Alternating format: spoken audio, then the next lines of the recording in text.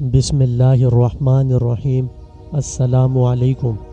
شاکر net work میں آپ سب کو خوش آمدید۔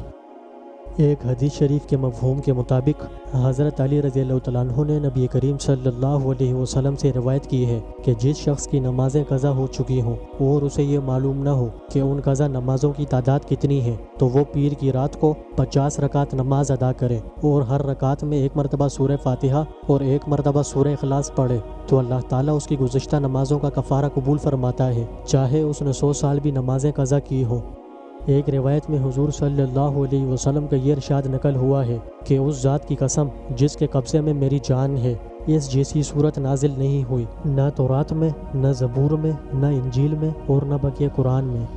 حضور صلی اللہ علیہ وسلم کا پاک ارشاد ہے جس کا مفہوم یہ ہے، اللہ تعالیٰ نے مجھے بہت سی نعمتیں عطا فرمائی ہیں جو کہ مجھ سے پہلے کسی بھی پیغمبر کو نہیں دی گئی۔ پھر اس کے بعد ارشاد فرمایا کہ میں بیٹھا ہوا تھا، حضرت جبرائیل امین علیہ السلام نے آ کر کہا کہ اللہ تعالیٰ کا یہ حکم ہے، میں نے تمہارے پاس جو کتاب بھیجی ہے اس میں ایک ایسی صورت ہے کہ اگر وہ تورات میں نازل ہوتی تو حضرت موسیٰ علیہ السلام کی امت میں سے کوئی شخص گمراہ نہ ہوتا، اگر انجیل میں نازل ہوتی تو کوئی عیسائی بت پرست نہ ہوتا، اگر زبور میں نازل ہوتی تو کوئی شخص حضرت داؤد علیہ السلام کی امت سے غنی نہ بنتا۔ یہ اس لیے بھیجی گئی ہے تاکہ اس کی برکت سے تیری امت اللہ تعالیٰ سے مدد حاصل کرے اور قیامت کے دن جہنم کے خوف اور عذاب سے خلاصی پائے۔ حضور صلی اللہ علیہ وسلم سے پوچھا گیا کہ وہ کون سی سورہ مبارکہ ہے، فرمایا وہ سورہ فاتحہ ہے۔ پھر حضرت جبرائیل علیہ السلام نے کہا، مجھے اس پروردگار کی قسم جس نے آپ کو پیغمبر بنا کر بھیجا ہے، اگر روئے زمین کے تمام دریا سیاہی اور تمام درخت قلم بنا دیے جائیں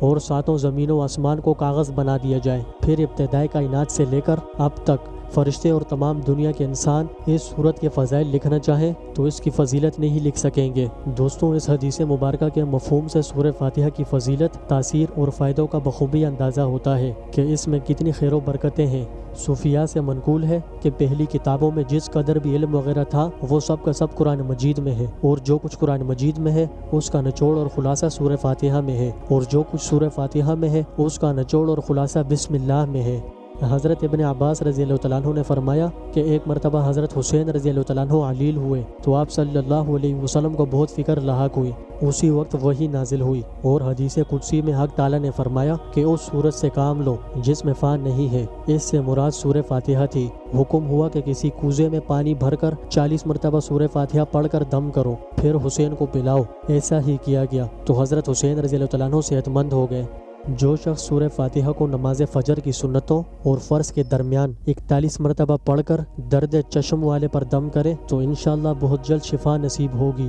جو شخص سورہ فاتحہ کو 41 مرتبہ پڑھ کر اپنے اوپر دم کر کے کسی سفر پر جائے گا تو اللہ تعالیٰ دوران سفر اسے آفتوں اور زحمتوں سے محفوظ رکھے گا اور وہ کامیابی کے ساتھ اپنے گھر واپس آ جائے گا۔ کسی بھی مقصد کے لیے اگر سورہ فاتحہ کو روزانہ کوئی ایک وقت مقرر کر کے اس کے کل حروف کی تعداد کے برابر یعنی 124 مرتبہ 40 دن تک پڑھا جائے تو مقصد میں لازماً کامیابی حاصل ہوگی۔ اگر کسی شخص کو کوئی اہم کام یا ضرورت پیش آ جائے تو وہ نماز مغرب کے بعد فرض اور سنت سے فارغ ہو کر اسی جگہ پر بیٹھا رہے جہاں اس نے نماز ادا کی، پھر 40 مرتبہ سورہ فاتحہ پڑھے اور اس کے بعد اس طرح سے دعا کرے، الہی علمک کافٍ عن السؤال اکفنی بحق الفاتحۃ مقالا احصل ما فی ضمیری۔ چند دن اس وظیفے پر عمل کرنے سے انشاءاللہ ضرورت اور حاجت پوری ہوگی اور رحمتوں کے دروازے کھل جائیں گے۔ اگر کوئی بھی قیدی اس صورت کو روزانہ 111 مرتبہ پڑھ کر رہائی کی دعا کرے تو جلد ہی اس کو رہائی نصیب ہوگی۔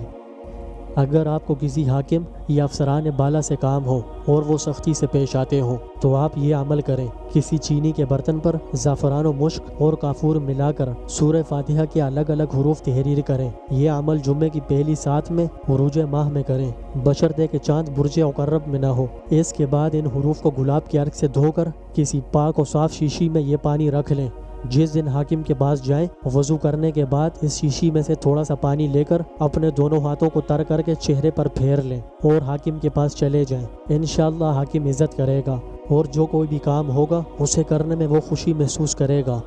اگر کسی پاک برتن میں سورہ فاتحہ لکھ کر اس کو عرق گلاب سے دھو کر کان میں ڈالیں تو کان کا درد ختم ہو جائے گا۔ ایک بوتل میں بارش کا پانی جمع کر لیں، پھر لگاتار 55 روزے رکھیں۔ رمضان کے روزوں کے علاوہ آخری دن افطار سے پہلے سورہ فاتحہ 124 مرتبہ پڑھ کر بوتل پر دم کر دیں، پھر اس پانی کو لگاتار 8 دن تک صبح و شام پیتے رہیں۔ انشاءاللہ اللہ تعالیٰ کے لطف و کرم کے دروازے ہر طرف سے کھل جائیں گے اور ایسی تسخیر ہوگی کہ عقل حیران ہوگی۔